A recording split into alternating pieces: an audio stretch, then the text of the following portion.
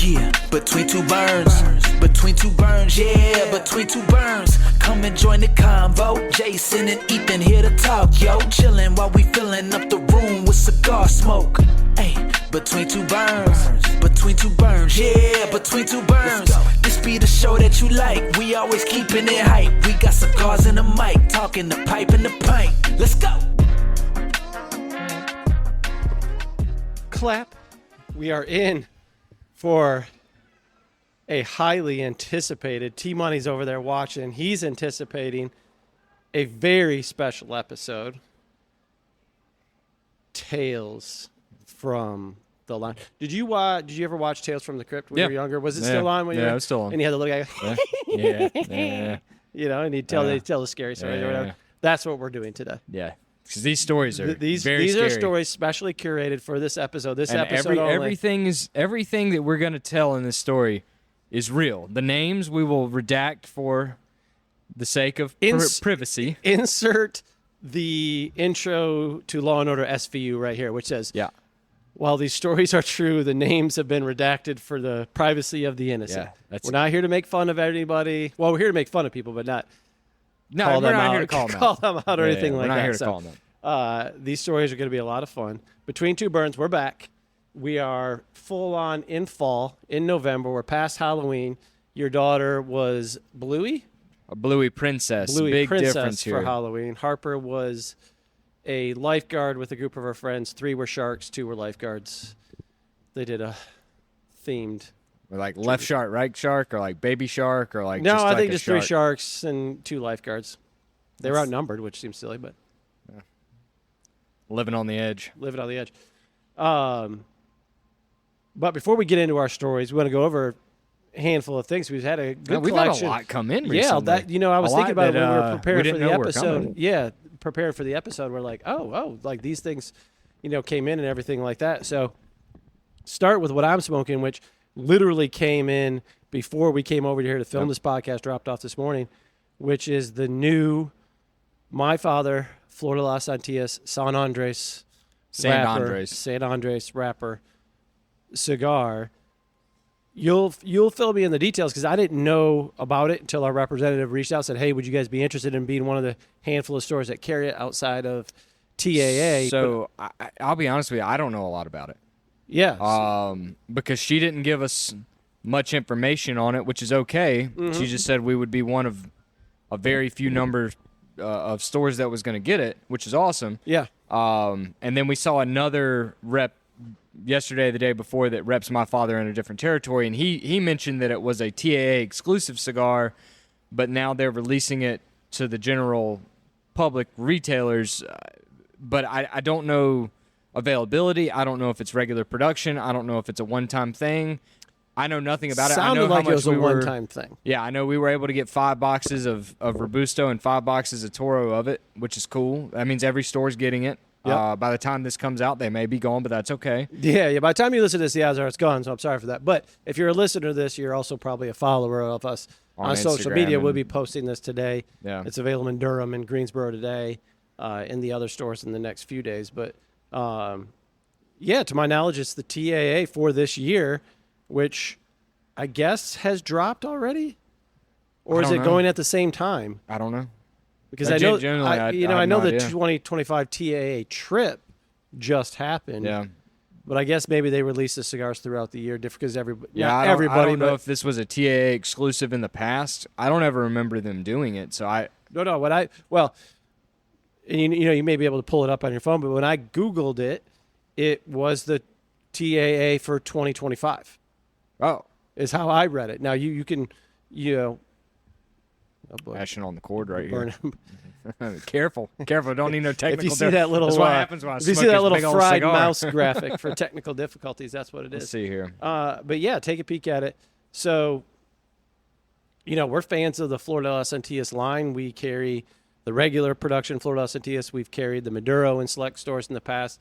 We're one of the stores that have the Ma'am, which we've talked about in the past, which was one of my favorite cigars that we got last year,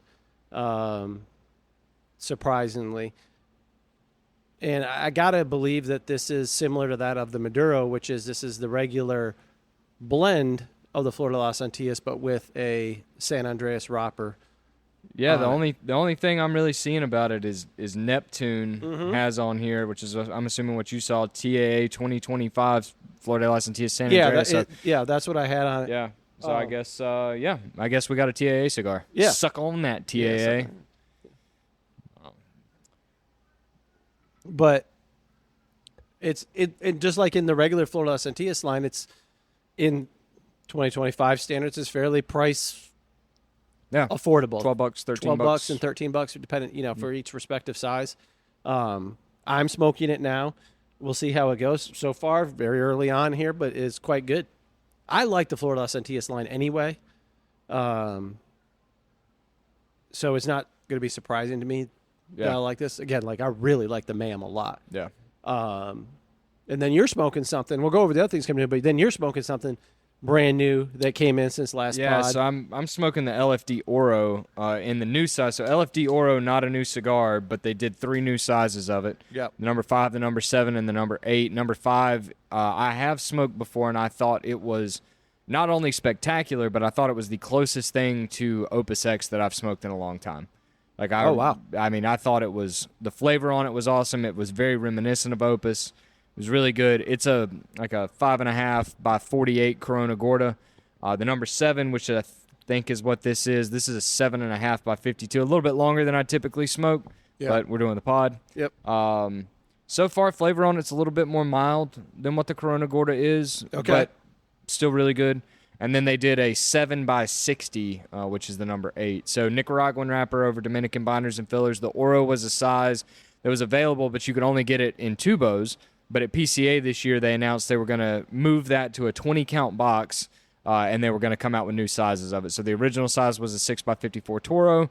Now they have these other 3 sizes. I think at least the Corona Gorda, anyway, is a stellar cigar. Everybody should smoke it. So far, this is really good, too. We'll see how it develops throughout the podcast. Yeah.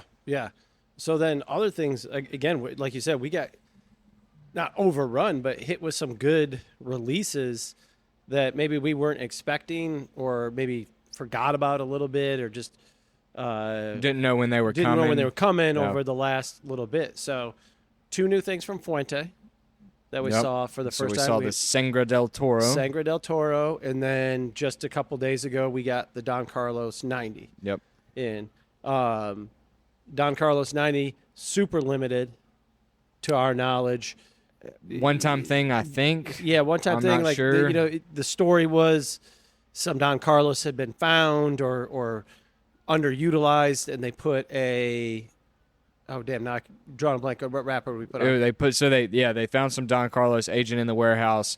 They thought the wrapper on it was a little too light to sell, so instead of tossing them, they decided to double wrap it. So they didn't take the old wrapper off. It's a double wrapped Corojo over Cameroon, over Dominican binders and fillers. That's right. I couldn't remember. Yep. 90 count box. We only got one. I don't know if we'll ever see it again. I don't know if they'll ever do it again. Every store did get some. I have a feeling, though, by the time this comes out, they will also be gone because we're already out in Greensboro. Yeah, they'll certainly be gone. Yeah, there's only a couple left here in Durham. So really cool. And then the Sangra del Toro, interestingly enough, is a Don Carlos with a San Andreas Maduro wrapper. Yeah.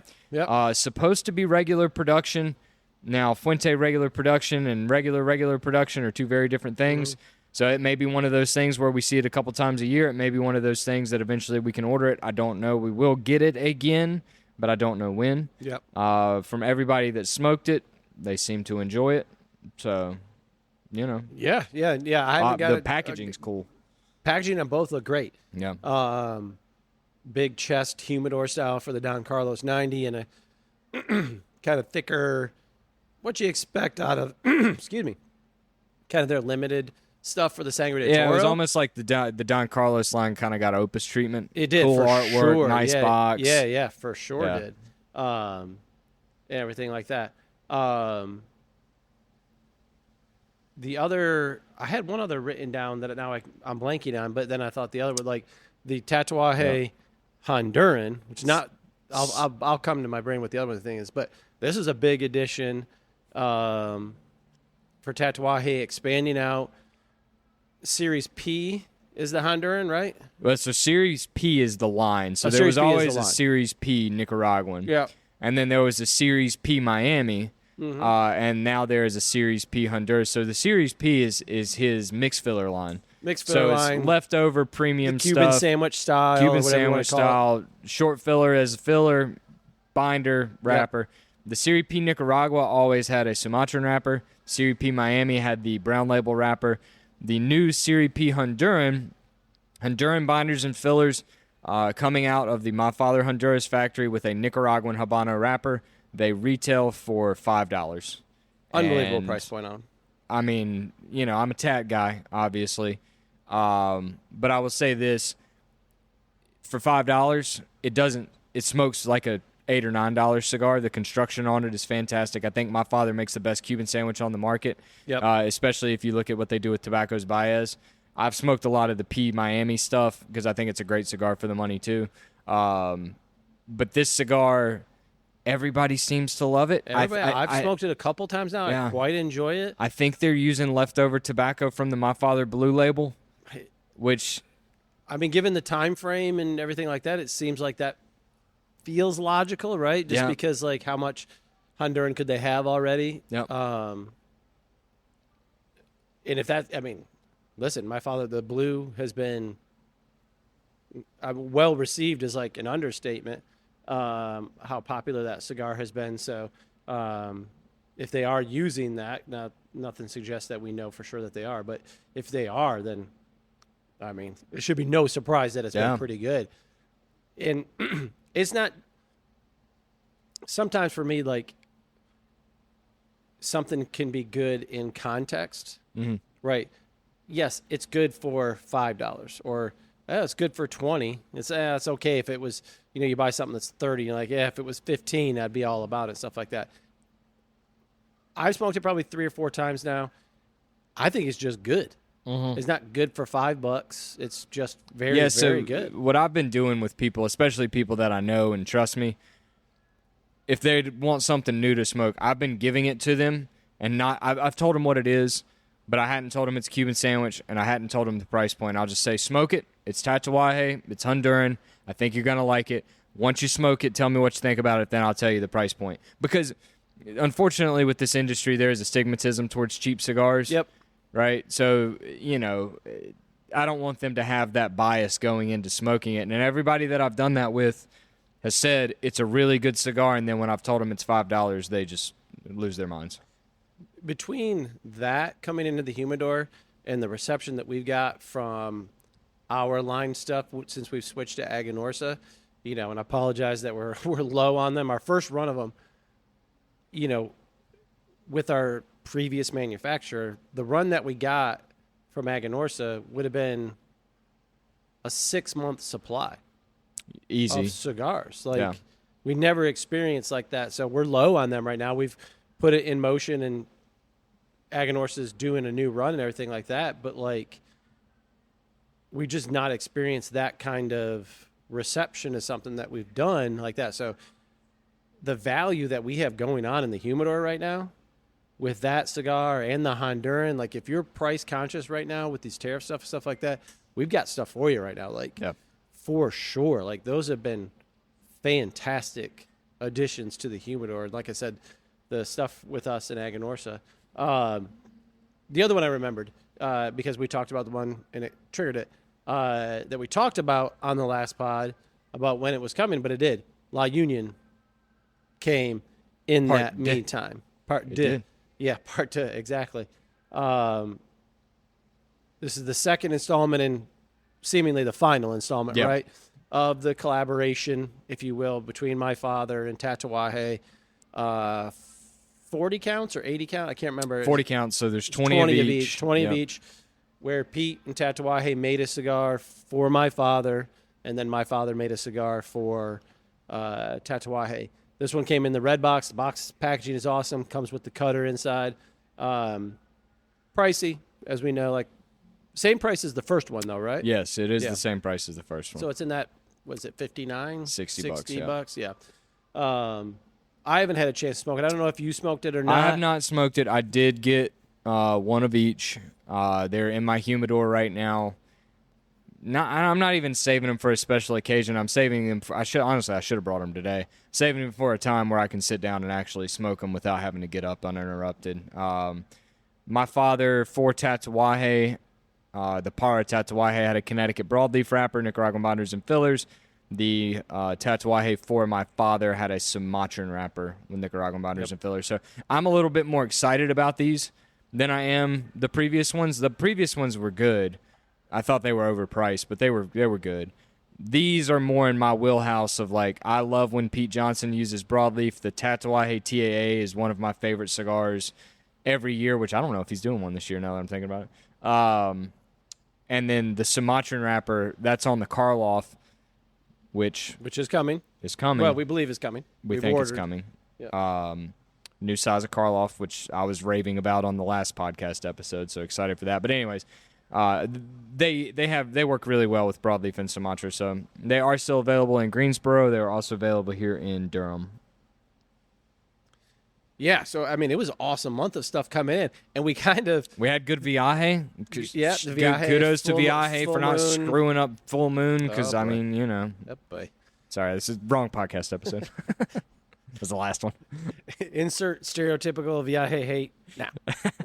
But yeah, we kind of undersold it on the last pod. Like, we were just kind of waiting for Rocky 30th, which we're still waiting for.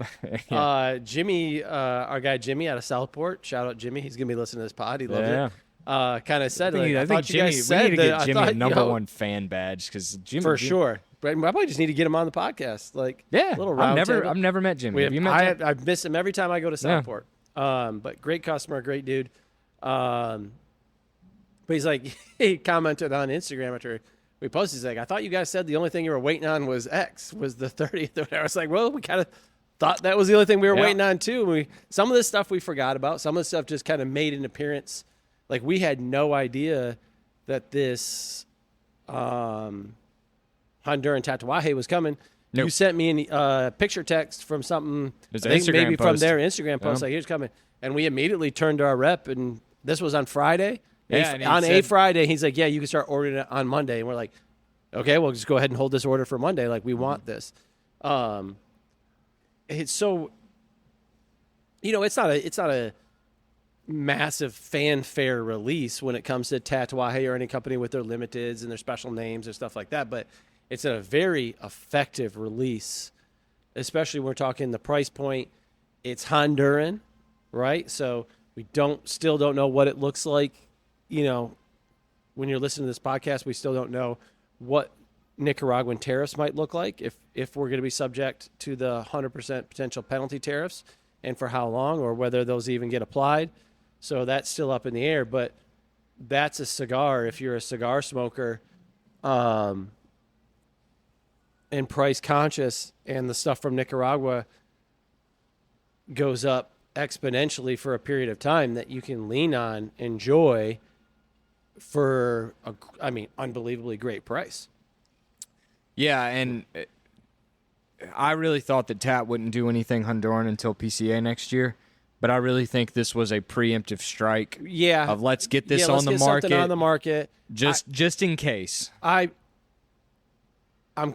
personally am pretty confident that I think Tatuaje still will have something Honduran for PCA. I do too. I don't know what that's going to look like. If it's going to be I wouldn't be surprised if Honduran he line does extension. I wouldn't be surprised if he doesn't do like a Honduran brown label, like a core, because brown label is his core line, right? Yep. I wouldn't be surprised if we didn't see the 6 sizes of core line being done in Honduras, honestly. Yeah. But we'll see. Yeah, Time will tell. we'll see. We're excited about it, which is not too far down the road or anything like that. So, cigar-wise, I say, okay, that's about it. But for 1 month of surprising was just, and it was kind of banger after banger. Again, I didn't get to smoke. I'm not probably going to smoke either the Don Carlos, because they were super limited. We like to get them in customers' hands. But we're smoking the San Andreas right now. This is outstanding. This is back-to-back bangers coming out of the FDLA line. If I'll smoke it. Give me a little maybe this FDLA afternoon, hat. That is awesome that you have. I really enjoyed that. Did you smoke it? Yeah. Oh, I didn't know you smoked I it. really liked it. Yeah.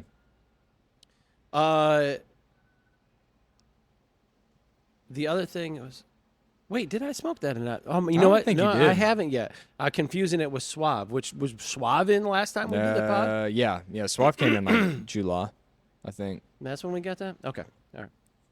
It's been a good year for cigar releases. Great year for and cigar there's releases. actually some more stuff coming that again we didn't know about, like the Boris Karloff. Now, Boris Karloff, my guess is we get 3 to 5 boxes. It's going to be extremely limited. Yeah, I think shout they're out, only shout out to making, anybody who's listening who's a TAC person. Be on the lookout for the Yeah, I posts and mean stuff we'll like get what we get. That's not an order Jimmy, thing. if you're That's an listening, we'll get you allocated. taken care of. Yeah, we'll take care of Jimmy. Warped Piece Unique coming back this year. Got the email about it yesterday. Yeah. Oh, did you really? Yep, ordered 2 boxes of Sick. it. So it is expensive. You know, on expensive stuff, it's hard to gauge interest, right? Especially on a more mild Connecticut. Now, the nice thing this year is after smoking it last year, that cigar was stupendous. Oh, well, it was one of my favorite cigars, if not my favorite cigar. Stupendous. So it's the same size, same blend, still $40 MSRP. But we do have a couple boxes of that coming. It ships at the end of this month, supposedly. Yeah, and I think people, when it comes to price point cigars like that, it's just so rarely a box purchase unless it's something that has this kind of cult following, which I think Warped has cult following in instances, but it's not quite the same as Opus and stuff like that. So we get the right amount of boxes because the person wants to try it, wants to have it, wants to stash it away, whatever. A lot of times you get a person who comes in for that kind of thing. It's like one to stash, one to smoke, Yeah. kind of thing. I'm going to have one now, and then I'm going to put it in the humidor and everything like that. Warped pipe tobacco in, which I did not realize was a thing. But you brought that in. They just started doing distribution. Is that right? With so separate smoking pipes, which is how you could get it before. Yeah. So Kyle worked with Laudeezy and Jeremy Reeves, their master blender over at Cornell and Deal, to do his pipe tobacco. And the only place, to my knowledge at least, that you could get it was through smokingpipes.com, but they've decided to take it nationally. We've got 5 different blends. Interestingly enough, I think 3 of the 5 blends have cigar leaf in them. So these are, and I haven't smoked any of them. Have you smoked any? Have you smoked any of the Warped? Pipe tobacco? Our pipe expert on hand has not had a smoked it, chance yeah. to He'll smoke check them in that. on the next pod. Yeah. But yeah, really cool stuff. It's nice to be able to bring it in easily thanks to our partnership with Laudeezy. Speaking of that, our pipe show coming up November the 22nd. In November, yep. We have a big surprise that we're going to release there, pipe tobacco related. If you are a fan of pipe tobacco. If you're a pipe guy, whether it's if you're a pipe guy, oh boy, you're going to be excited. Yeah. Really, really excited. Yeah, so anyways, Warped pipe tobacco, though, really good. We'll be featuring that at the pipe show. Peterson Savinelli, local pipe maker, Jeff Payne. Couldn't remember his name there for a second. I think we're going to maybe feature a different, maybe featuring this new brand called White Elephant as well. I've been talking to Waylon about that. Make some really unique and interesting pipes in the same price range as Peterson and Savinelli, using some different types of wood. Pipe maker, not pipe tobacco. Yeah, pipe maker. Interesting. Yep, they're called White Elephant. So we may have some of them. Handmaids. You know, I don't know. I don't know much about him. He just sent me some pictures of them, and I thought they were really cool. I'll show them to you after we get off. But that's going to be a lot of fun. We'll have Waylon, who we're going to get on the podcast at some point. He wants to come on the pod. Yeah, I think we do. He might be. Maybe we do a pipe show podcast. Well, that's what I think. That we talked about him. That would be kind of the plan. So I think he actually might be our next podcast. You hear from us that we record might very well be the one with Waylon. We can release it before the pipe show, and you can hear all that pipe stuff. And everything like that. So yeah, that's good. What was do we have any happenings really since our last one? Not really. No. We had when we do the Drew Estate event. Was that? I feel like we had already recorded, maybe not released the last pod, but we did the Drew Estate tailgate. We had our Halloween party here. We did here. NC Central's homecoming thing here. Yeah, did that here. Aganorsa Takeover event here. Takeover was good. You've got the Bourbon Festival, the Blandwood Bourbon Festival coming up Festival this on Saturday. That will be long past by the time you hear this. Yep. Next week. But I'm telling you right now, we sold so many cigars at that thing. So many Just cigars. so many. The most cigars Dude, like, ever they sold. gave us an award certificate and That's all sorts of exactly things. right. So if you're listening to this now, you'll have no way to. You got a key to the city. Key to the city. I think they named a street after us. So. It's now called the Tipton Manor. That's right. I'm not gonna lie. I think if you toss them a few $100 for a donation, they might be willing to switch the name. They're struggling. Well, they're doing a good day. They're doing. They're doing good work over there. Yep. Are you ready to get into the meat of this? Oh, buddy. We've been talking about doing this for so long. Well, the funny thing about it is some of these stories are just so unbelievable. Like, this is very much so an explicit episode because of one of the stories. One of these. Yeah, two of them, really. A few of them. Yeah, this Yeah. is not. This is not. If And- you're listening to this, car earmuffs for the next hour. So I kind of wanted to call this episode "Tales from the Crypt" is the best episode name, but right now, as we sit here, it's a full moon, right? It's full moon. I think it was yesterday, right? Yeah. And I am not the most superstitious person, but I do have a firm belief that when the full moon happens, the crazies come out. Crazies come out. These are full moon stories. These are. Oh, these are full moon stories in more. Yeah, in more ways than one. These are stories that have happened over the last. Well, most of them have happened since you've owned it. Yeah, I've got one that was before from when I was an infant in the cigar industry that I will share. But most of these have happened, and the crazy thing about it, we're going to share 6 or 7 stories probably. There are so many more that we have already forgotten. These are just one. These are like the Mount Rushmore of stories. That's right. This is kind of the Mount Rushmore of lounge stories over the last 7 years, because we get all the the goofy interactions or whatever it is. It's retail that any right? shop or any retailer gets. These kind of rise to an occasion. Some more shocking than others. Anything like that. And listen, it's not our intention to make fun of anybody. We'll redact all names or anything like that. If you're listening and you know this is you, hey, let's find a way to rectify it. Okay. Yeah, if you're listening to this and this is you, don't do it again. Please, dear God. I don't know if T's heard these stories. This could be interesting while he's listening. I know he's heard a couple of them, but I know that I'm not sure he's heard the main one though. What are we doing as the main one? The one that happened here, or are you talking about your story? Oh boy. Or are we talking about? Both are equally shocking. Yeah. That anybody who's listening to this are just going to be like, why the did you guys even continue your days? I was thinking mine, but then when you said yours, it's like, no, both of those are going to be yours. shocking. I don't know that he knows about either of those stories, though. Yeah, that's fair. So he's going to be, see, he's ready. He's got his pipe. He's packed his bowl. He's ready to go. Like, yeah, so hunker down on this. Pour you a bourbon, get you a cigar pipe, light it up. It's story times with E and J. Yeah. It's Tales from the Lounge. Tales from the Lounge. I'm going to let you go first. I will kick this off. I'm going to let you go first. I'm going to tell my story. This was before you owned the business, and I think I've shared this with you before, but I may not have. All right, let me paint the picture for you. This is before we had any other shops, right? We're just in Greensboro. Larry still owns the business. It's Christmas time, all right? So it's Christmas season, and this is so early on that the beer room was still the wine, or the wine room was still the beer room, okay? So, like, we hadn't even done the flip-flop on wine and beer in the store yet. That's how long ago that. So 10 years ago probably is when this happened. So it's Christmas time. I'm just working part-time.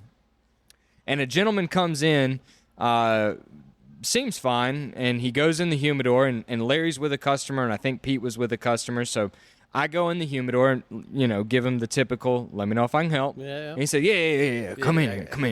He's a little wired, you know what I mean? He's kind of acting a little jittery, squirrely, and again, I'm gonna change names here, but the first thing he says to me is, "Hey man, do you know Jeff?" And I'm like, yeah, I do. Like, well, I'm gonna kill Jeff. And I'm like, what? What do you? He's like, yeah, man, I went to prison because of Jeff. I'm like, what? He's like, yeah, man, I just got out of prison. I've been in prison. I've been working out. I kid you not. He tells me he's been working out. He lifts up his shirt. I I'm remembering this because Jeff is a redacted name as well. Yes, correct? Jeff is a redacted name. Yeah, Jeff is a redacted name. Shout out Jeff, who we have not seen since In a then. long time. But this guy, he's like, yeah, I've been working out. I've been doing sit-ups and push-ups. And he lifts up his shirt and he's like, hit me. And it's like the Joker from Batman where he's like, hit me, right? And I'm like, punching his abs in the humidor. Yeah, he's like, hit me. And I'm like, what the hell is happening right now? And then he goes into this story about how he and Jeff, and I actually don't remember this guy's name, how he and Jeff started this business. Yep. And Jeff screwed him over. And through some sort of shady business deal, according to this guy who, a little shady himself, got caught and went to prison for a couple years because of it, but had been plotting his revenge on how he was going to kill Jeff. And he continued to talk to me about this in the humidor, and it was just the two of us in there for like another 5 minutes. So he finally buys a cigar, and he leaves, and I'm just standing there, and Larry's with the guy in the beer room. I felt bad about it, but Larry's with the guy in the beer room, and so I was standing up front talking to Pete, and I was like a little shaken up by this. Right? Because, this is in my infancy in retail. I've never experienced anything like this before. Like, is this every day? System yet. And I was like, what is happening right now? You hadn't been calloused by the court system at that now point. If it happened, I'd be like, wow, that's crazy, like whatever. The least surprising thing that's that's happened exactly today. right. But anyways, I got a little loud because I was freaking out, and Larry was like, hey, calm down. It's okay. Take it easy. And I was like, he was like, take it easy, man. You'll be all right. It's You'll be fine. All right. Have we seen that particular gentleman since then? You know what, Jeff? No. Oh, the other guy. The guy. No, The only guy time you I've punched. ever seen him. Yeah. Only time I think his name was.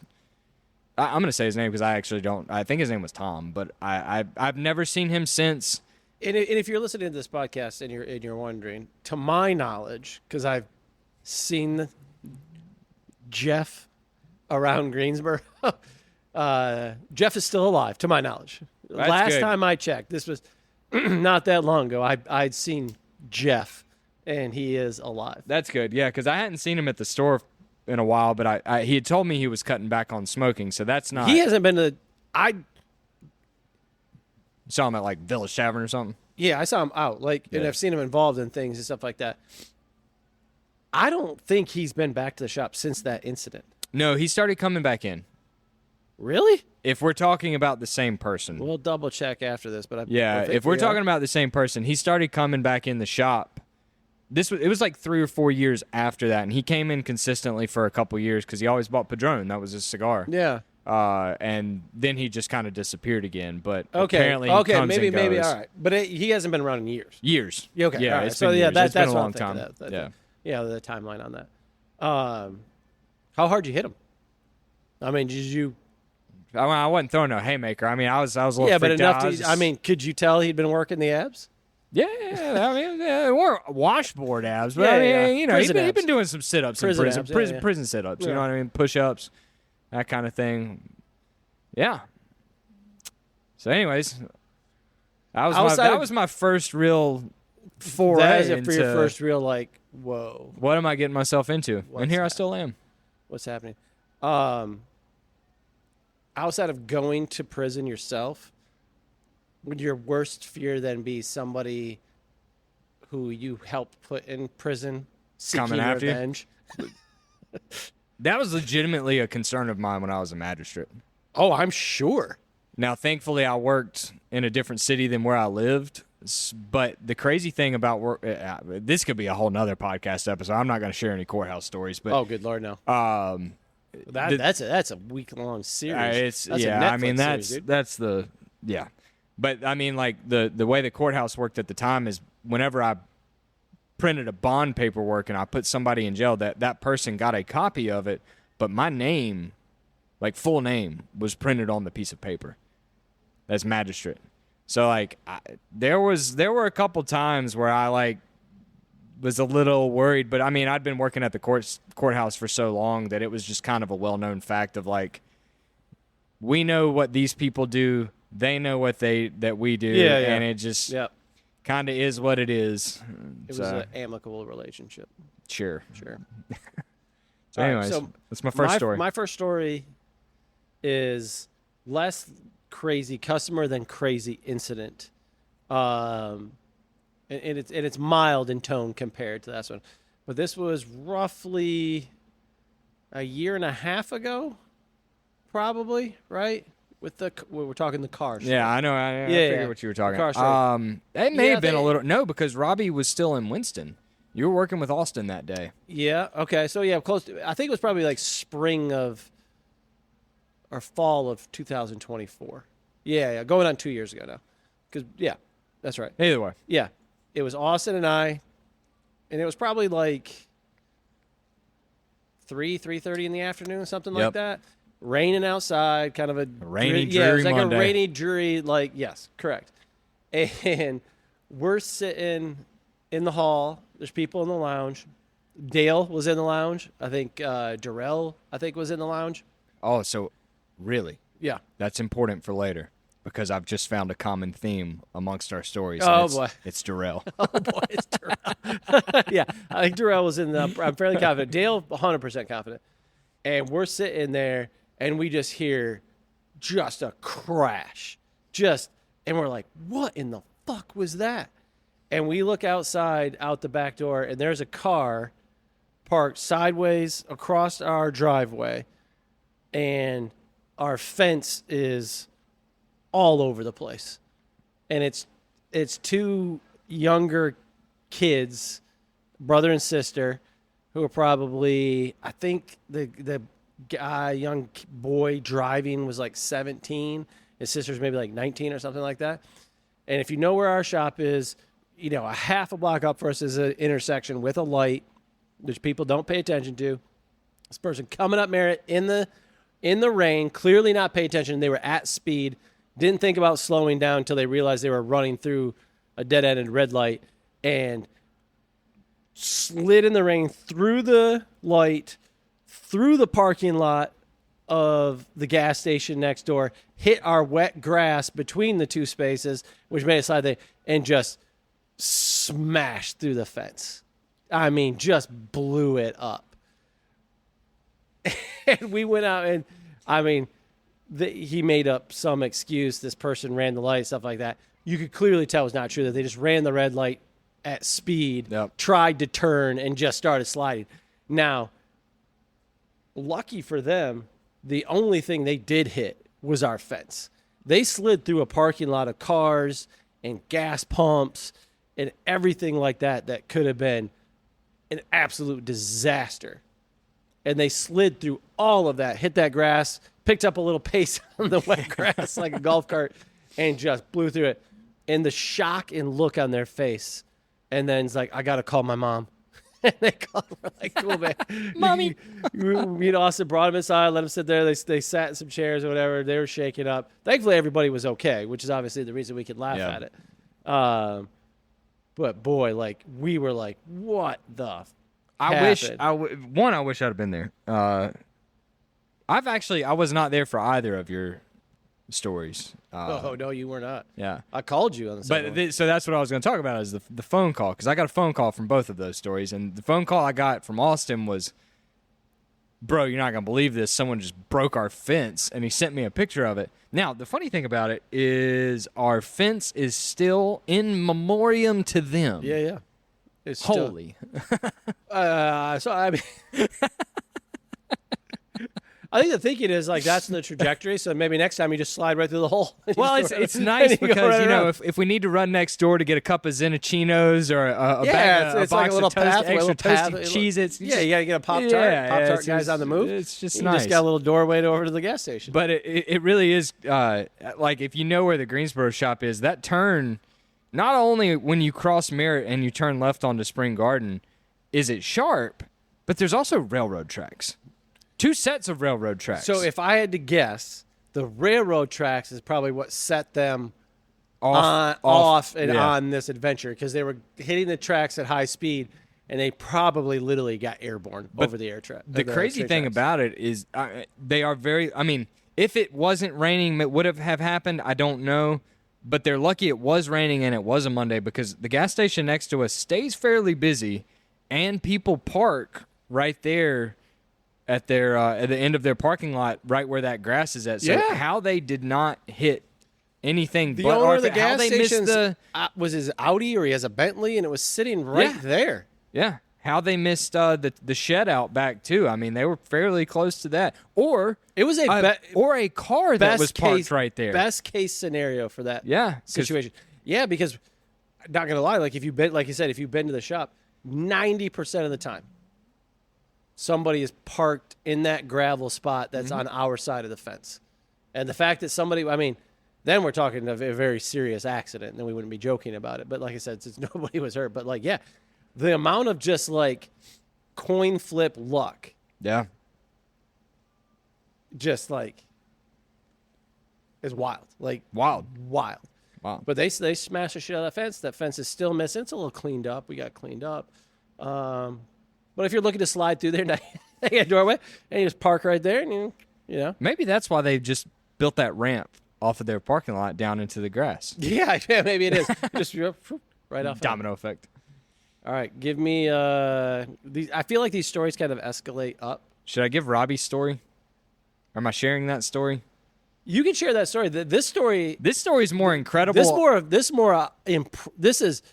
is not unbelievably impressive. impressive. This is not a. We're not making fun of this is person. not in any stretch. This is more like we were being told the story secondhand, but with like this is more like perseverance and impressive on this story. But yeah, by all means, this is yeah. We'll lift you up before we drop you down in a second. Yeah, because this is, I mean, it's truly unbelievable. So you and I went to Pinehurst to do doing a golf charity event. golf tournament thing. This was last summer of 20. Somewhere around summer there, 24. spring, summer, somewhere fall around 24. there. Yeah, a year ago. And we've set the trailer up. We're hanging out on the golf course, just selling cigars. Robbie is at the Greensboro shop. Well, there's a Baptist pastors convention that happens once a year, and I believe it's been happening in Greensboro. In respect to the Baptist pastors, they like smoking cigars. So they, after the conference was over, a bunch of them, and I'm talking like 20, 30 of them, were coming to the shop, hanging out, smoking cigars, and they were just piling in there like clown. I mean, it was like clown car, man, because we don't have that big of a lounge space, but they were all hanging out. Well, I get a phone call from Robbie, and his exact words, and listen, anybody that knows Robbie knows that Robbie is not easily shaken. And I wouldn't even say that he was shaken by this, but like, he doesn't call to tell stories. He calls to maybe complain sometimes, but it's never to tell a story. And this was not complaining, this was telling a story. So Robbie's at the counter, all the pastors are in the hallway, in the lounge, hanging out, whatever. And he sees this gentleman walking up the ramp and onto the porch and through the door that doesn't have any arms. He's wearing a backpack, no arms, just walking in, opens the door with his foot, comes in. He's part of this pastoral group, is friends with him, knows him. Robbie, let me know if I could help. Now, at this point, I think the question would be, is this guy here to smoke a cigar? And logistically, if so, how does this work? Yep. Right. But Robbie says, let me know if I can help. Guy goes in the humidor. He's got a friend with him in there. Tells the friend what kind of cigar he wants. Guy brings it out of the humidor. Puts it on the counter. Robbie's at the counter with this guy now. And Robbie said he rang the cigar up. The guy shimmies his backpack off. He opens up his backpack with his toes. Yep. Pulls out his wallet with his toes. Opens the wallet. Pulls out the credit card. Places the credit card, I think, on the counter. No, did he hand it? He hands it. Did he bite the credit card out of the wallet? Or did he hand it to Robbie with his foot? That I can't remember. I thought he handed it to Robbie with his foot. I think that's what he did too. Yeah. So he hands it to Robbie. Well, that's not fair. He didn't hand it. He foots it. He foots it to Robbie. He toes it to Robbie. I mean, again, we are not teasing. This is not making fun of. It's I'm really not looking for no bad because, comment. This is a best case scenario. Yeah. It's unbelievable. But anyways, he hands him his card. Robbie takes it, swipes it, hands it back to him, and puts it in between his toes. I know that for a fact. That's a fact. I know that for a fact. Yeah. And then asks the guy if he wants Robbie to cut his cigar for him, and the guy shockingly says no. He manages to pick up his backpack and shimmy it back on. Yep. He bends down on the counter and picks the cigar up with his teeth and walks back to the back. And Robbie, at this point, that's when Robbie calls us. Yep. And I'm just like, bro, you have got to find out if my man is smoking this cigar. Yeah. He's like, I don't know what to do. I want to be that guy. I'm like, there's like 30 people back there, dude. Just go back there and ask them if they need something. Empty some ashtrays, whatever. So he calls us back, and lo and behold, my man is sitting in the middle of the lounge floor, crisscross applesauce with his cigar in between his toes, smoking it. Hell yeah. First of all, I'm sitting with my leg crossed right now. If I gave you $1 million, I can't get my foot passed up. that's right what here. I was just gonna ask. Could you?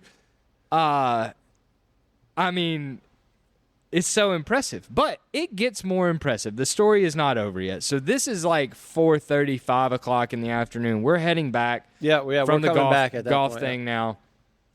And Robbie calls us to tell me this. He said, we close at 6. All the guys were packing up, finishing up.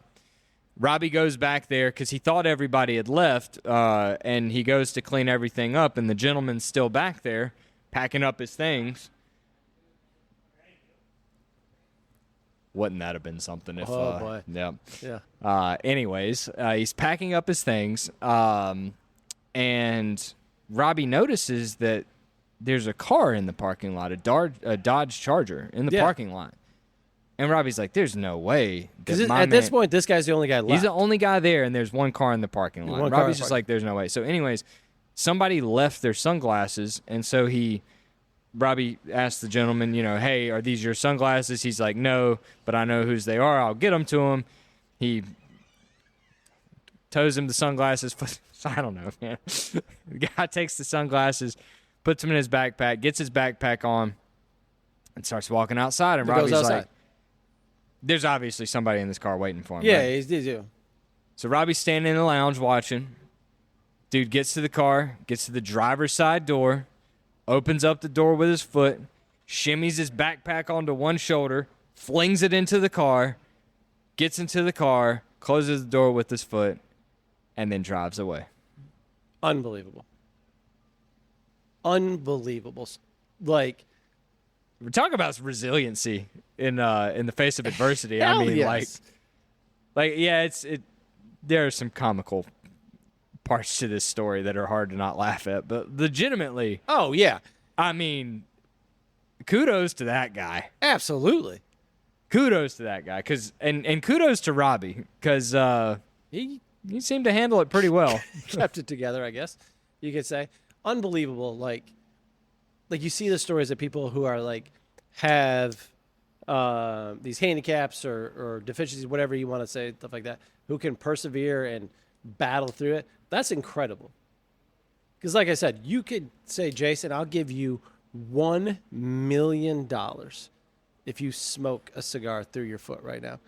And I would try my hardest. I might dislocate my hip trying to do it, but couldn't do it. No, I'm not. I can't even bend down and touch my toes, man. I ain't that flexible, dog. Damn. No, actually, I probably could, but I hope so, yeah, I can. Yeah, you can. But legitimately not that flexible. Never have been. But hey, man, if that's what you got, if that's the card you dealt, Hell yeah. do what you do. You do what you got to do, man. That guy's playing blackjack. He hit 21. Yeah, That's that's exactly right. That's no problem at all. Okay, do you want me to share one more? Yeah. Or do you have another one I don't know about? I don't have another one you don't know about. So I've got my big one. You have your big one. And then I've got the clown. Let's go with the clown. All right. Let's go with the clown.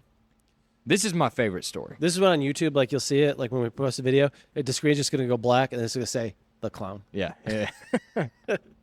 This is my favorite story. This is and unfortunately, there was only one person that was witness to this, and that was Jarrell. which is why I said that he is now apparently. Oh, he was there? He was there. Okay. But nobody. I was working. All right, so it's Saturday afternoon. I'm working by myself. It's like 5:30. I feel like it's summertime. It's still light outside, anyways, and it's busy, right? So there's probably 8 to 10 people smoking back in the lounge. We got some people on the porch. There's 3 guys in the humidor. It's like 5:30. I'm about ready to close up shop here. And Darrell pops his head out of the humidor to ask me about a cigar. And I'm talking to him about a cigar. And then out of the corner of my eye, see, when you're standing at the counter in the Greensboro store, we can see out the front door just a little bit. And out of the corner of my eye, I see a clown walking down the road. But when I say clown, I mean like full clown getup. Yeah, Hat, we're not like pants, not the slang term face for like paint. this dude's a clown. Like this is an actual bozo the clown. Yeah, like Escape from the Circus, walking down the road, even has a clown bag, clown. And I look at Darrell, and I say, bro, is that a clown?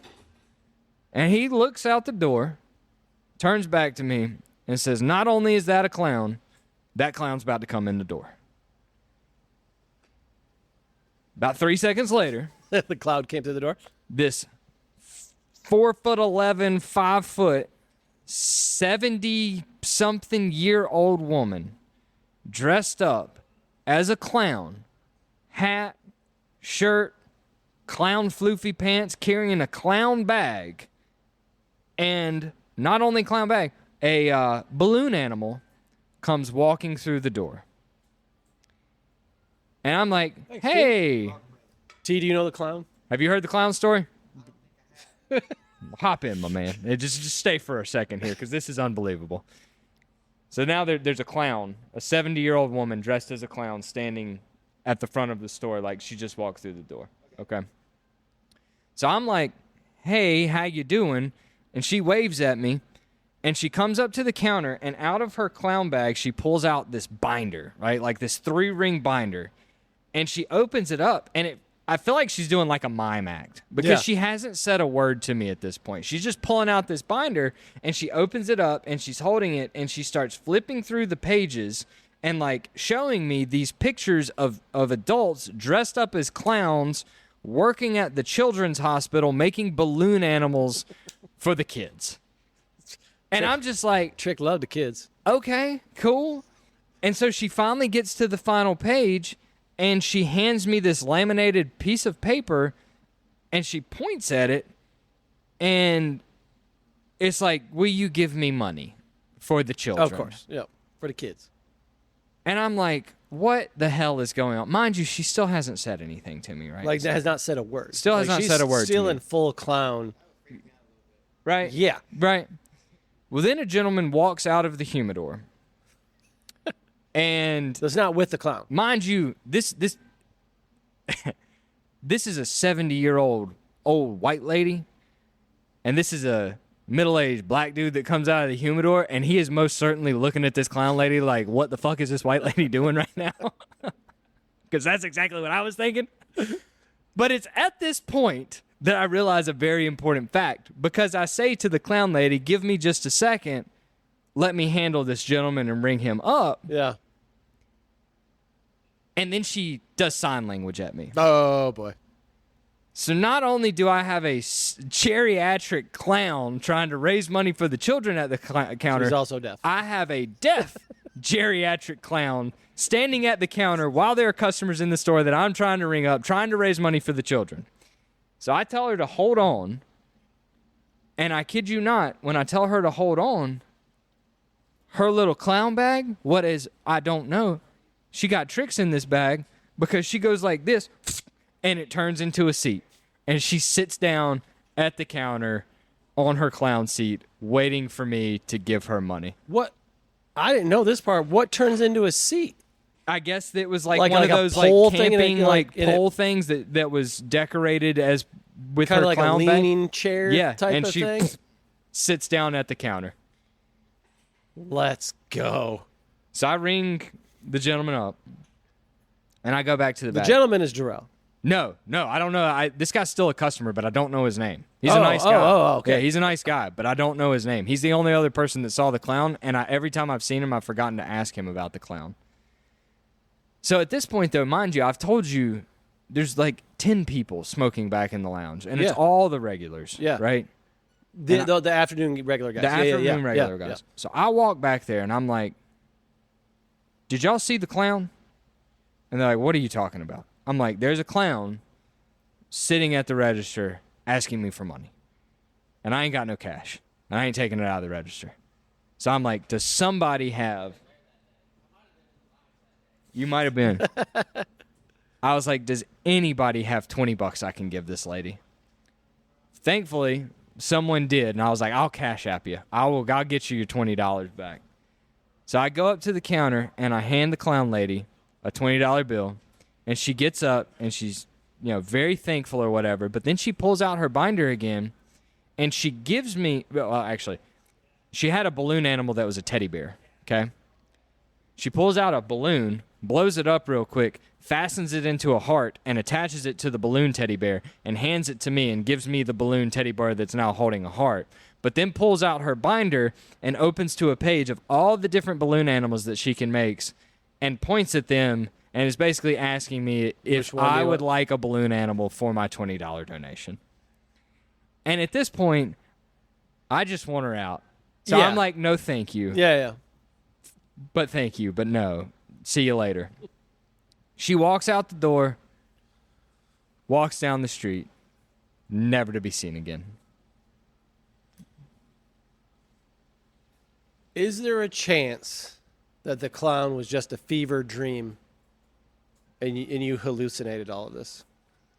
If it weren't for Darrell, there absolutely would be a chance. Funny. Shout out Darrell, who's like, what the fuck am I on the podcast for, man? And it's funny because I went back in the lounge and I was like, how did you people not see any of this? And one of them says to me, well, maybe it was a con artist. Maybe she just wanted some money for some drugs. And I said, brother, if she wanted $20 for drugs... So that's what I was going to ask you. Do you think that this was... The answer, I think, is no. Yeah. Because the level of commitment to create the binder... If she wanted $20 for crack, and that's what she's doing to get that $20 for crack, she'd go buy her some crack.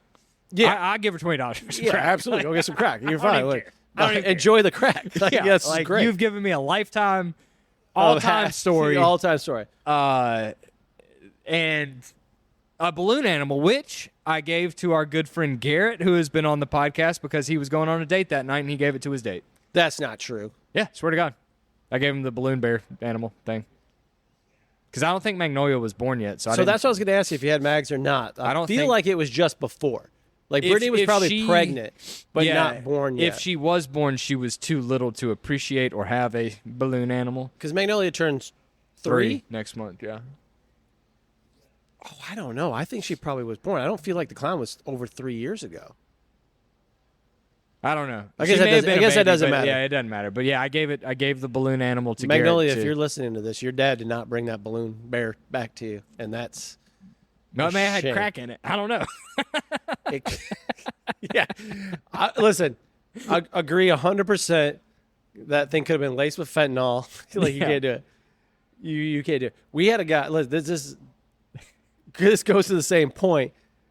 D and I got blindsided by our daughter for Halloween, and she said, I'm not trick-or-treating with you guys this year. And I cried myself to sleep, and I let her know how disappointing that was. Mind you, she's in 8th grade, going to be a freshman in high school, and I still want to treat her. She's my only kid, and I knew this would be my last year trick-or-treating with her. So Dee and I are like, well, fuck, all right. And so we handed out candy ourselves. We lit our fire pit out front, got a good number of kids, stuff like that. But this group of kids comes up, they get their candy, and there were 2 guys that I guess one was dad and one was grandpa. Not totally confident that was the case. And he had a box, and he came up last. He's like, oh, I'm doing it in reverse. I'm giving out candy to the people handing out candy. They're like, oh, okay. And he's like shaking a box. He's like, do you want some? I was like, oh, I can't say no to some candy or whatever. So I grabbed a Kit Kat, and Danielle grabbed like a Reese's cup. and they made it out our driveway. We both immediately threw them in the garbage can. like there's no fucking way I'm keeping that. Are you kidding me? That thing's laced with fucking LSD. You just don't go handing out reverse candy. Like, Is that a syringe in my Reese's? yeah, I mean, the guy was probably 100% being nice, like he was doing something fun and funny, and we immediately went garbage can with the candy. Like, I can't keep that. Who knows what's on that, man? There could be a tracking chip in that thing. So the fact that you gave it to Garrett, I would love to know now if Garrett, do you know if Garrett gave it to her or not? Did he really? Whoa, what a fucking play. Because if you're, I mean, this is hard for you and I to say because we're men. Yeah. But what do you think the reaction is to a woman who gets a balloon animal on their first date from a gentleman as a gift? Like, I got this for you, and it's a balloon animal. I feel like there's a. Do you? Well, the question is, if you just hand her the balloon animal and you're like, "I got you this," yeah, and I was a woman, yeah, I would leave. Correct. But if you hand it to me and then tell me this unbelievable that's story that goes along with it, does he give her the story along with it? And I don't know that. Then that's I'd be like, question all right, him. this because it's a funny story and you can tell it in a funny way. So it's like, all right, this guy's funny and this is cute. Yeah, like yeah. That's how I'd feel about it. But if you don't, if I was given a balloon animal on a first date as a show of affection or whatever, I would leave. If I was a woman, I would leave. It would be the biggest red flag I've ever seen. Yeah. Yeah. Yep.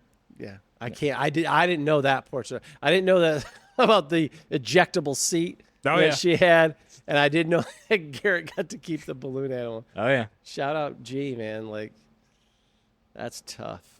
Yeah. That's tough. Giving the gift. You want, again, if he explained the story and said, "Hey, listen, like, I'm giving you this because this is hilarious. I have to tell you." Then that person laughs at you. Then that's green what I'm flag. saying. That's Yeah, green that's- flag. That's that's like a funny hi. story. It's like, that's all right, yeah, hilarious. this is cool. As you're Like, giving this to yeah. me to be funny or whatever. Yeah, so I like that. We're about to turn to the darker side. I mean, I've got my last story, and I think you have your last story. Yes. These two stories are, I'd venture to guess that nobody has had these two incidents, and that they've probably never had both of them. As I told you with your story, it felt like a rite of passage to me because Larry dealt with something similar. So when you hear this story that I'm about to tell, you're going to be like, are you fucking kidding me? Yeah. And I'm going to tell you right now, it's not the first time that's happened. It's the first time it's happened to me, Yep. but it's not the first time it's happened in the Pipe and Pint. Yep. And the first time it happened was not with a customer. It was with a cuckoo bird crazy Yeah. person, I do believe. And it happened at the old store. And it happened at the old store. Yep.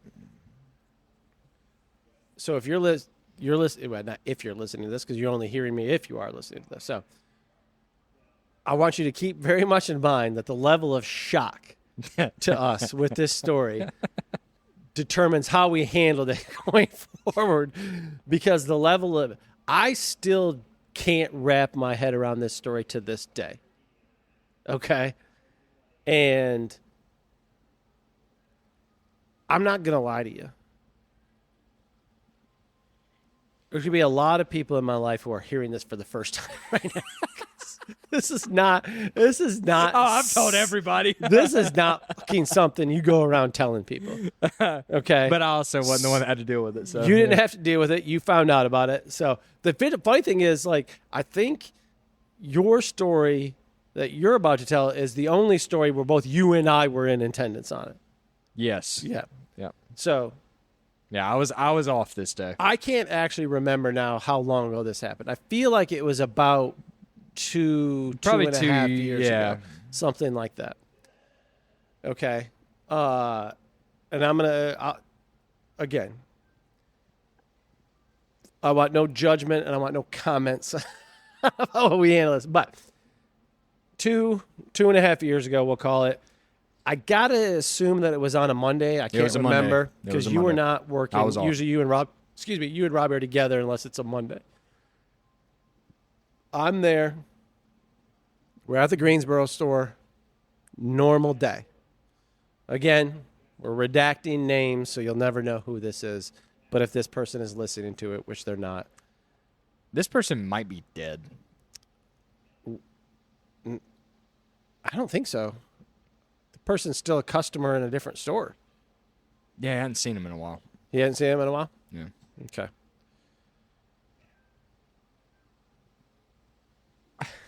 I'm going to set the stage here. Right. This person is a longtime customer at that point in time. Long time. Long-time customer.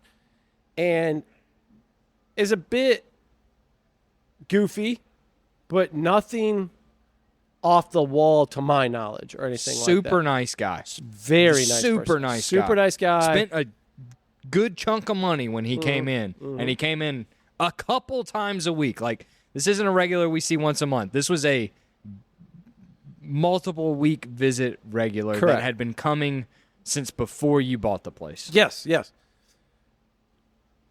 It's on a Monday. It's after lunchtime, 2:30, 3 o'clock maybe, something like that. The fact that the actual day, date, and time is not seared into my brain is probably because I just didn't even check. You just disassociated. Okay. This is like one of those like Repress the memory. Yeah, you're like, how come you can't remember? You like things that happened, BS and AS. You know, it's like BC and AC or whatever you want to call it. You got BS and you got AS. Okay, 2:30. We'll call it 2:30 in the afternoon. This person comes in, is gonna get their normal purchase of cigars. Okay. There's a few people in the shop at that point in time, but comes in and tells Robbie, he's like, hey, Robbie, I'm going to get my stuff. I'm going to use the restroom. No red flags at this point. Okay. Goes back into the restroom. And I come downstairs and I ask Robbie, I was like, oh, yeah, where is X, the person? He's like, oh, he's using the restroom. It's like, okay. And I'm standing in the wine room, kind of at the island, doing some work on the computer, everything like that. And then, like, a lot of time has passed. Like, an unusual amount of time. And I look at Rob, I was like, good Lord, this person's back there doing some business. Like, yeah, it must be. And then there starts to be a smell wafting through the wine room. Like, this person's obviously going back to the bathroom, taking a listen, this is an explicit podcast, taking a massive shit. Okay. We're like, good God, man. Like, have some respect for the rest of the shop or whatever. And it's still going on. I was like, good, okay, all right, whatever. I go upstairs to do some stuff in the office, and I'm up there for like 15 minutes or so. And I come back down, and I said, oh, is X gone? He's like, oh, yeah, he got his cigars and left already. We're like, oh, okay, gotcha. Like, and finished using the restroom, went into the humidor, got his normal stuff, talked with Robbie at the register for a minute or two. Nothing at this point is out of the ordinary. And I come back down, he says like that, and I'm back. I think I was like, golly, this dude stunk the fucking place up. And I go back in the bathroom. I got to open a window, make sure the fan is on, something. Doors closed in the restroom. I go into the restroom. I walk immediately out of the restroom, close the door, and I yell for Robbie. I'm like, Robbie, fucking come here. He's like, what the hell's going on or whatever.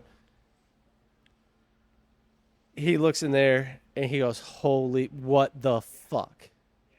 This person has proceeded to shit all over the fucking place.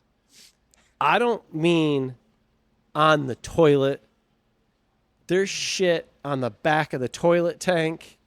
There's multiple piles of human shit on the floor. Like the person squatted down and fucking sprayed it all over the fucking place, dude. And I'm in straight fucking shock. So let me interrupt you real quick, because I think it's about this point where I get a phone call. I called you. And I'm in my kitchen. I remember where I was. I was in my kitchen. Hey, man, what's up? I need you to come to work right now. And there was this tone that I was like, are you okay? Like, what's wrong? And you said, Ethan, X, just shit everywhere. There's shit everywhere. And it was like someone calling to tell you that their dog had just gotten hit by a car. Like, it was just shock and awe and like, what on God's green earth is happening right now? I couldn't believe it. I'm talking. I'm talking 9-inch by 4-inch, 3-inch thick piles of human shit, Looks man. like the poop emoji. It looked exactly like the fucking poop emoji. Like there's piles of human shit all over the bathroom. And like spots where you're like, I don't understand how they got there. And then like on the back of the toilet and the toilet tank and on the wall and plop, plop, plop on the floor. And I'm not talking, folks, I'm not talking like the person was like brushing and like a turd rolled off the edge because they didn't want to send it out. I'm talking like piles of human diarrhea fucking shit on the floor.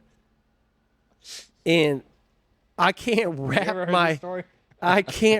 my head around why this has happened.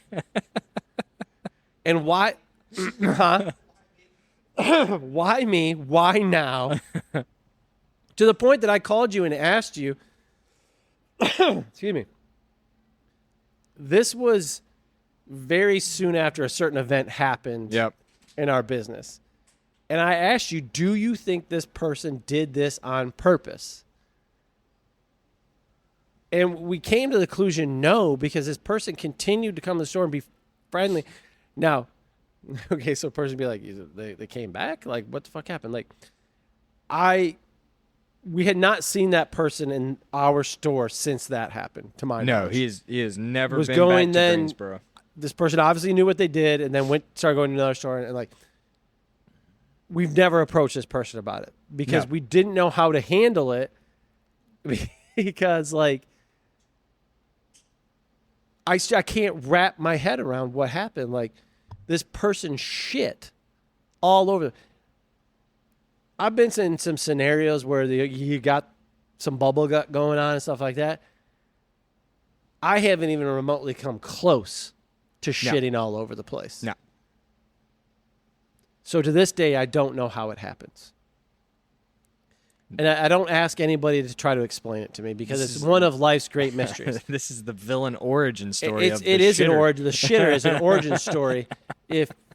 But like, I don't get how it happens. Yeah. And I'm going to leave it at that because I've never been able to, it's seared into memory. Some nights when I go to sleep, I think about it. You know what I mean? Like if I've got a little bit of a, you know what I mean? Like, make sure this doesn't happen. Like, I don't get. We never approached the person about.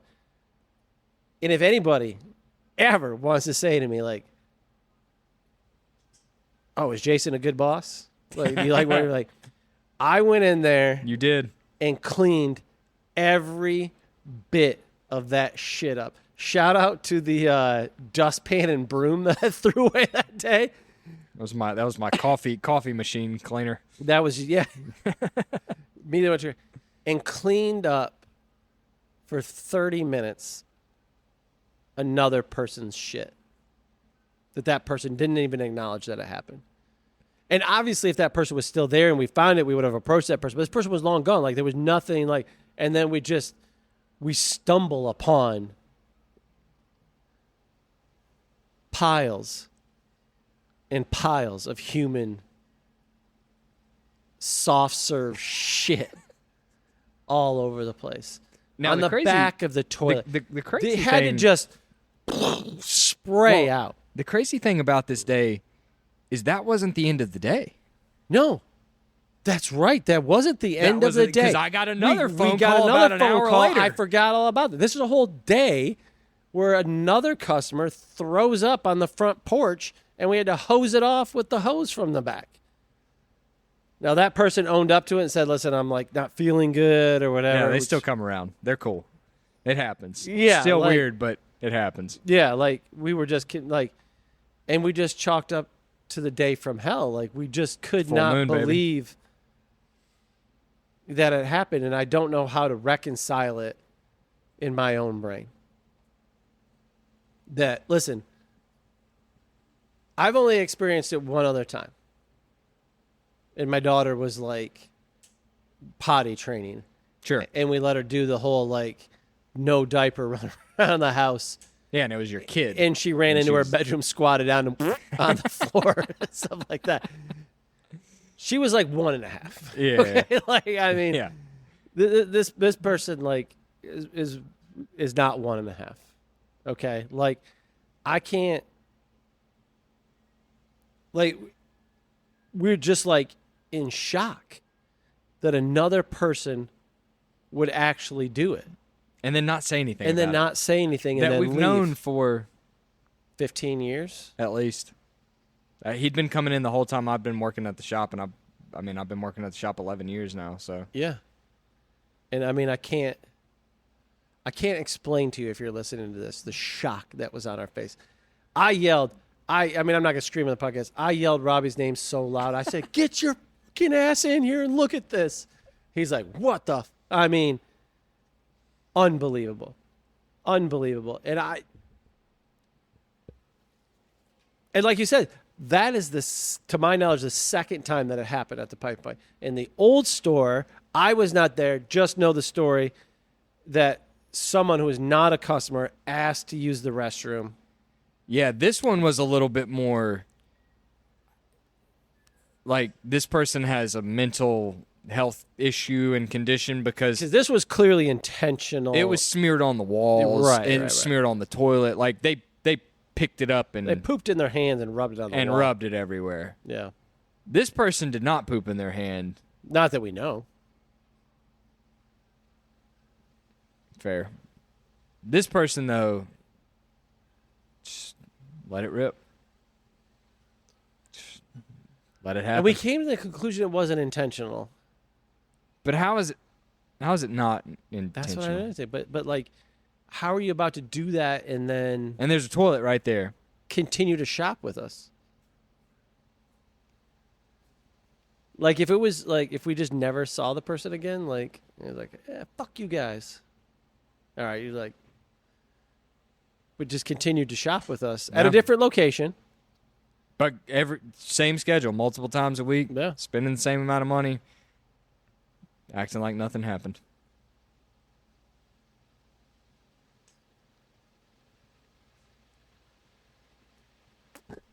Right now, it's like the. Have you seen the meme of like the dude with the war? Like, you know what I'm talking about? That's what you look No. like right now, like the PTSD meme. I have PTSD. It was a nice day. The sun was shining. There was a lot to be happy about. The weather was beautiful. This Like, guy. That's what you look like right now. that's what I feel like right now. Show it to the camera. Oh man. Unbelievable. I just can't. I can't reconcile it. I'll never be able to reconcile it. Yeah. I just have to chalk it up to the person was sick. But then the part of me is like, how do you do that and then just leave and not say anything? You did it, and then you went and shopped at the store for another 15 minutes before anybody noticed. I wonder what would have happened if, while he was in the humidor, Robbie went in the bathroom and never saw know. it, and then went back and said something to him, because it feels like one of these situations. Where, oh, I didn't do that. It's like, what? I don't know, man. I don't know. I'll just never forget the phone call. I need you to get to work right now. Like, what? Which obviously I was kidding about. I mean, Yeah, I yeah. make you come in to clean up the shit. I clean up the shit myself, T, like a good business owner does. Doesn't make his employees clean up human piles of shit. I'm going to tell you right now there, if you're another retailer or business owner, whatever it is, and somebody's shit on your floor, please comment on this podcast so we know we're not alone. We're starting a support group. We meet the third Tuesday of every month after 6. Yeah. And we go over like, how did it happen again? The shitter's back. We have a friend, great friend of mine, friend of yours now, who owns a car wash, who had a shitter. They were shitting at the car wash, They right? were shitting in the middle of a bay at his car wash every day. Yeah, didn't he have like a little cardboard He cutout made a toilet? he'd take a rigid cardboard box and cut a little toilet hole out. He would pull it out of the trunk of his car, put it in the back of the car wash bay, sit on it, take a shit, lift the box up off the shit, put the box back in his car, and then drive off. Now, this person was eventually caught. It sounds like there's just serial shitters out there, man. Do you think that there's probably people who like that's their thing? Well, I've seen like videos on Instagram of like people standing in a store and it'll be like a woman wearing a dress and like poop will just fall out on the floor and they'll just walk away. Have you never seen that on Instagram before? What sort of wild I don't know, fucking man. algorithm have you found yourself in? It's If women are internet's- shitting out the bottom of their dresses, Well, I've seen on a dude Instagram, do it too, except he just shakes is- it out of his pant leg or no, shorts. he or puts something? his hand back there and like There's an unbelievable. All right, there's an unbelievable video. There's an unbelievable video out there. I think you probably can search car wash shit, where this lady takes she shits herself, and her boyfriend or husband pull into a car wash, like, wand car wash like I've got, and she pulls her pants down, and then he fucking sprays her with the thing like that. Just sprays it all off her ass and everything like that. And she's like, oh my God, because it's like 1,500 PSI going up her ass crack, spraying the shit off her. People are insane. People are insane, which is going to lead into your story that happened here. And I'm going to let you tell it. But again, the story we just told and this story are wild that human beings behave in this fashion. So it was a day not unlike today. And then just it's going to go black and it's just going to flash the blank. Yeah. I was sitting in this very chair, and you were sitting. I was sitting in this chair. in that chair. Were we doing podcasts or were we We just were hanging doing out? podcasts. We were doing podcasts. We All had right, that's finished right. the I couldn't podcast. remember- Okay, all right. We yeah. were sitting here doing a little work, waiting to go back to Greensboro. And I don't know if T knows this one. have you? Yeah, he's like, All right. make sure it's not too big. Oh boy. I need to pause on this story real quick. I don't feel right saying it at this very moment.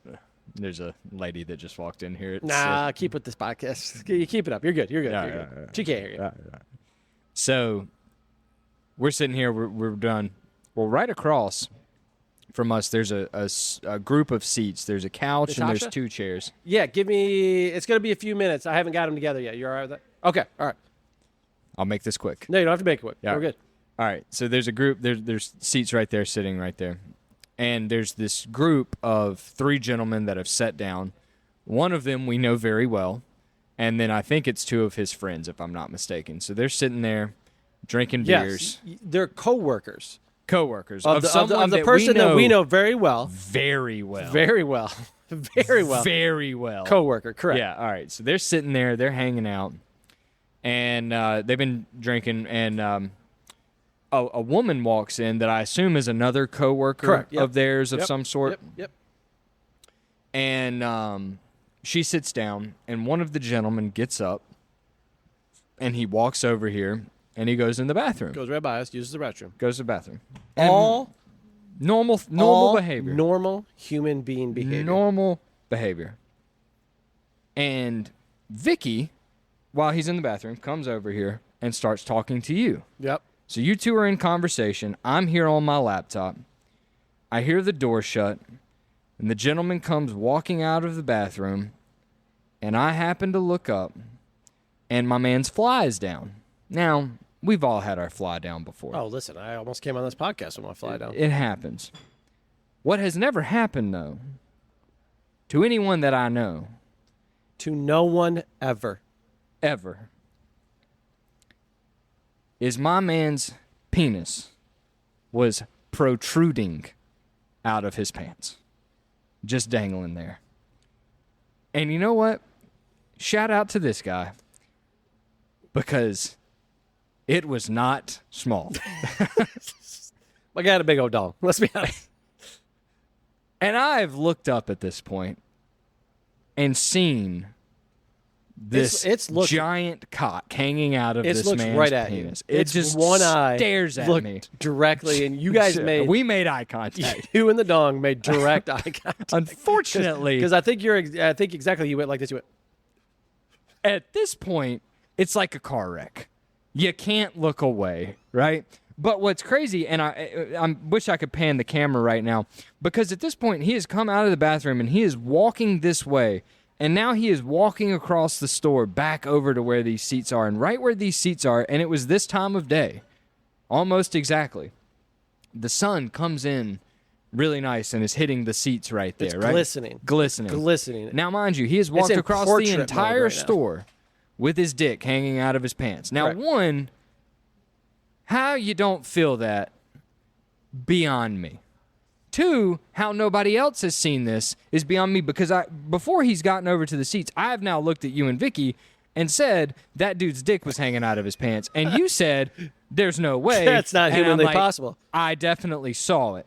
But as I've continued to watch all of this transpire, because he still hasn't realized that his dick is hanging out of his pants, he gets back over to his seat. Mind you, there's a woman sitting over there now.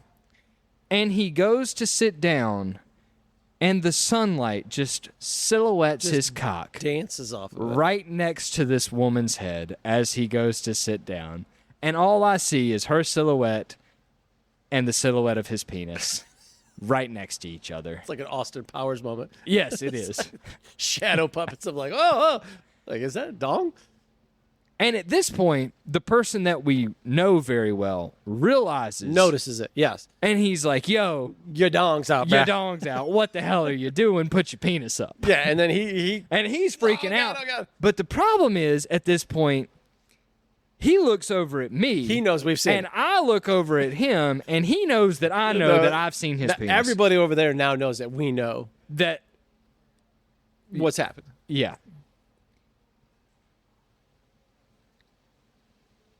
And there's no more to that story. That's the end of the story. But So my question is, similar with the shitter story, is do you think it was intentional? well, so here's the thing. When I first saw it, I thought to myself, because, again, shout out to this guy, I guess. His dick was comically large, okay? And I thought when I first saw it, for the very brief second, that this dude was trying to be funny and he had a fake cock that he was holding on to out of his pants. Right. That you would bet. Yes. It wasn't until after about another second that I realized my man just has his dick hanging out of his pants. He forgot to zip up his fly. He obviously wasn't wearing any drawers.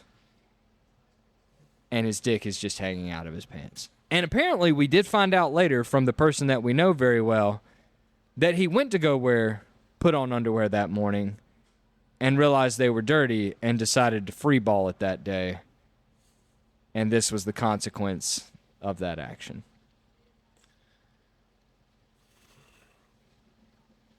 But never in my 11 years of working here, I never even saw that at the courthouse, and I saw some shit at the courthouse.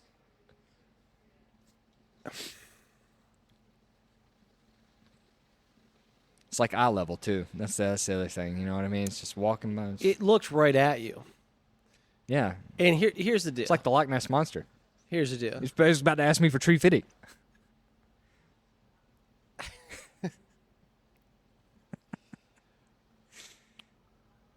Have I ever walked around my house, my dong out, before kids, obviously, before my daughter, to make my wife laugh and be impressed? And be impressed. Yeah, sure. Why not? Has there ever been a moment in my life where I thought about leaving my dick out in a public place? I hope not. No, sir. No, sir. I kind of want to be at like, my man, that's a misdemeanor. That's how you get on the list. the sex offenders list. That's man. That's dude, public you get indecency. You get on a registry, bro. That's exactly you right. gotta watch yourself. And then, hold on though. The amazing thing about this, all right, if that happened to you, or I know what I would do. If that happened to me, First of all, I would have been so embarrassed that I would have ran out of here, and I'd have quit my job. I would have ran out immediately. Probably dog still flapping. Ran in my car, put my house on the market that day, quit my job, and moved to Colorado or Montana or Wyoming or something like that. Yeah. The incredible thing is he just continued to sit there and drink his beer and smoke his cigar. Yeah, he tucked it in. He laughed, looked at us. They laughed, and stayed here for hours. They were still here when we were gone because I awkwardly walked past them and didn't tell them bye. But it's one of those weird things where you're trying to not make eye contact with somebody, but it's like you kind of want to glance over. Well, Yeah. I mean, at that point, you can't shake the guy's hand, for Christ's sakes. I mean, at that point, you got to shake his tongue, right? I mean, how do you, first of all, listen, How many feet do you think that is? From the bathroom to that chair right there. 70 feet, 65 feet? And there's constant airflow in here, right? Listen, maybe it's just me, but my wiener's like a goddamn temperature probe. If it's That's what I'm saying. If it's out in open air and it's a little chilly, it's like, bro, what are we doing? You're like, oh, wait a minute. It's like, yeah, Like- exactly. How do you not know? Just like the shitter. So that's why I'm asking. How do you not Do know? you think he was doing it to be funny, to impress this lady? She's just trying to be funny, like it's a thing he does at parties, like he's known for it. Is he like the dong guy? He's like Mini-Me. He's a tripod. Yeah, I mean, good on you, but Jesus Christ, keep the thing tucked, bruh. And it's not like there weren't other there's one guy that I would love to talk to about this. And I don't know who he was, and I hadn't seen him in here since, but he was sitting right there. He's sitting at the banquette, right? And I know he looked up, and I know he saw it. There's no way he didn't see it. But I never talked to him about it. Because it's like the clown, right? It's a fever dream. Like it's That's something you take to your grave. Yeah. Tales from the Lounge.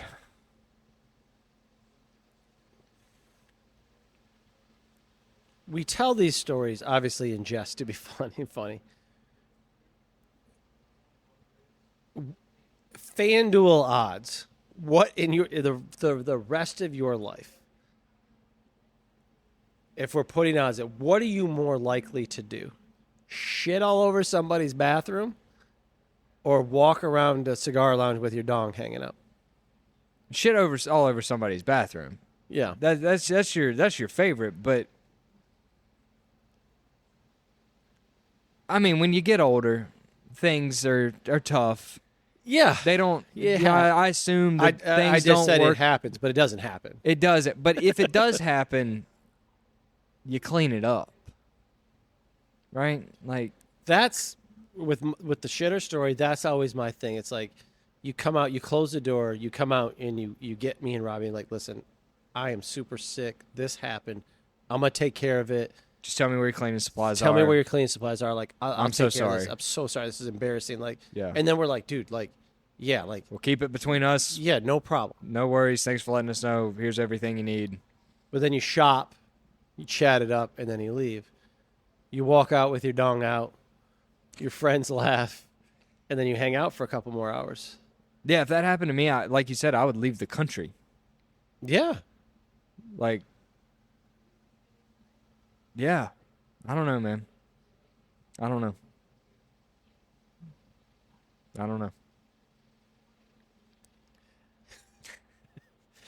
I've seen some things, man. That's exactly right. That's exactly right.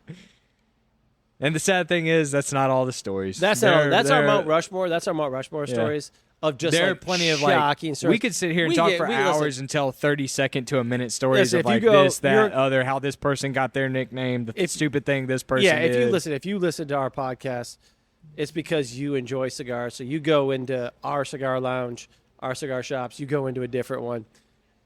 Listen, you meet the same people. We've talked about this. You could ask any lounge owner, any shop owner. We all have the guy, Yep. right? Or the gal. The person who drinks up the coffee, eats the snacks, and doesn't buy anything. The talker, the politics person, the sports person, whatever it is. We run into just about every day somebody who, tweaks it a little bit and everything like that. But that, as of today, that's our Mount Rushmore. Did you have anything that made honorable mention? I was trying to think some honorable mentions. I mean, nothing crazy on honorable mentions. Like, just stuff people have said, stuff people have done, jokes that have been told that were inappropriate, that kind of thing. Oh, like, yeah, for sure. You know, we're always going to have but that. like we did have, like, this story isn't funny, but like one of it always makes me chuckle when I think about it. Just like the cigar box people and the cigar box guitar guy that we gave a really nice cigar box to, and he made a guitar out of it, and he tried to sell it back to us for like $400. Like, Listen, shout out if you're a cigar box person. We talked about it. We tried to do the math on this. We in the Greensboro store alone, we set 10 to 12 cigar boxes out on our front porch, free for people to take every single day. We've been doing that at our particular shop for the location we're currently in for 15 years. Yeah. It's been going on. Every day we get back, they're not there. Somebody has taken them.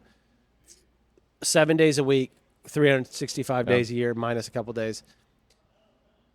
I don't know where they go. I don't know what people are doing with them. I know some people are making their cigar box guitars. Yeah. Some people, we had the old gal who came in. She decoupages them and makes artwork. Asked if we could sell them. We said, you said it here. We're not going to buy them. You got a lamp. You got a cool lamp upstairs.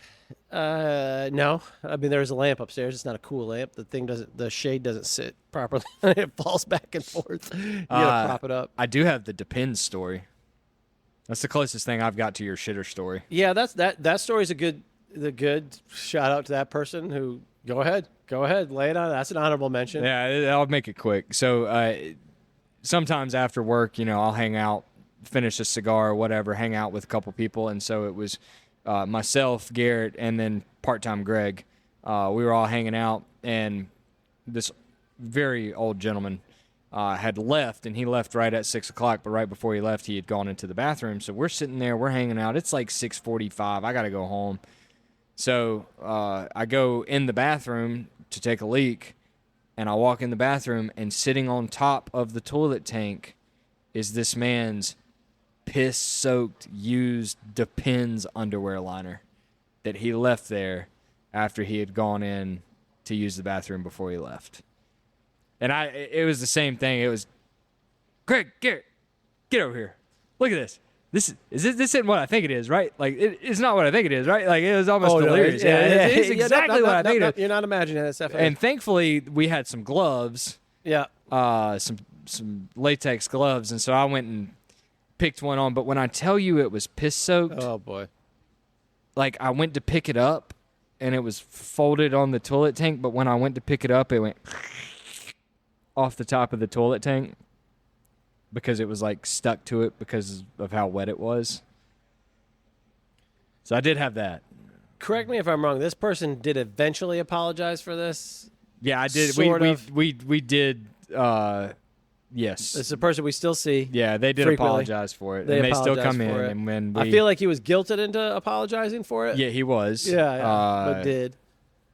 He was very embarrassed, so I appreciate him apologizing. Yeah. It happens. But again, I ask, and maybe it's just an old dude thing, although the dude with the dick was not an old dude. How does that happen?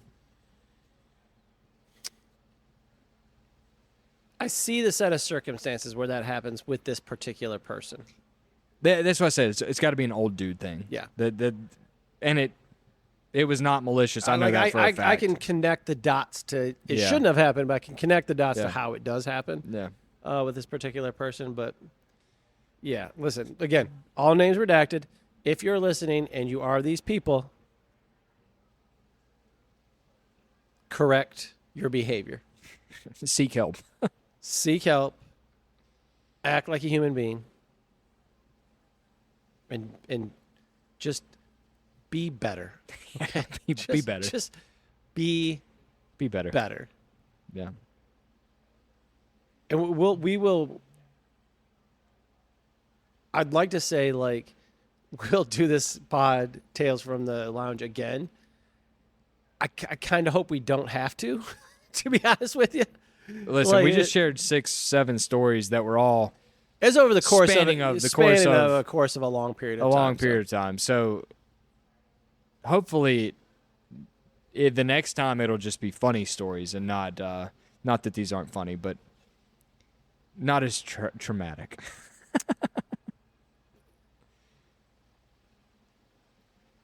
I'll talk about, now that it's out there, the shitter story will never leave me. No. It's a, what do they call them? Core memories. Like when you do something with your kids, this is a core memory. Like this is like, if in the future, like they can download your brain things, you're like, what the fuck is that? Yeah. Like, what's this? Well, I was just sitting here MP4 thinking, and we've all got them. Like we could have everybody that has worked for us for a long time come in and tell stories, because Vicky's got a great story where the lady passed out sitting at the old store in Mebane and pissed all over herself, and she had to call the fire department. She peed all over herself. She had snowman. The snowman. The snowman. He his head fell open. over and cut his head open, bled all over Yep. the place. It's a wild world out there. Yeah, wild world, man. Hug your loved ones. You tell them that you love them and you appreciate. Zip your fly up. You zip your fly up. Shit in the toilet. Shit in the toilet. Listen, indoor plumbing and toilets have been around for a long fucking time. Okay? Shit in the toilet. It's not hard. Don't give money to clowns I mean, unless you want a balloon animal. if you're looking for a blue, yeah. Don't go to prison. That's a good piece of advice. That's just general good advice. Piece of advice. Good advice. Thank you. Yeah. It's a good piece of advice. It's my all-time fear. Don't speed in the rain. Don't There's a speed in lot the to rain. be learned Yeah. from this podcast. Life lessons from this podcast, Yeah. my friend. Yeah. That's great. That's Tales from the Lounge.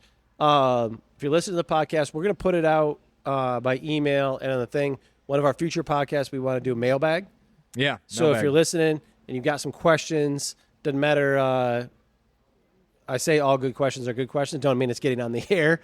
But reach out, comment, whatever your questions. We'll put it out there. We want to do a Q&A type of podcast going in the future.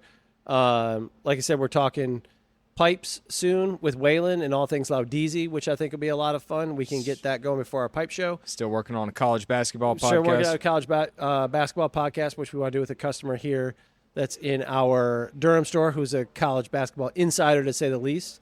That'd be a lot of fun. And then we've got good stuff. We want to do our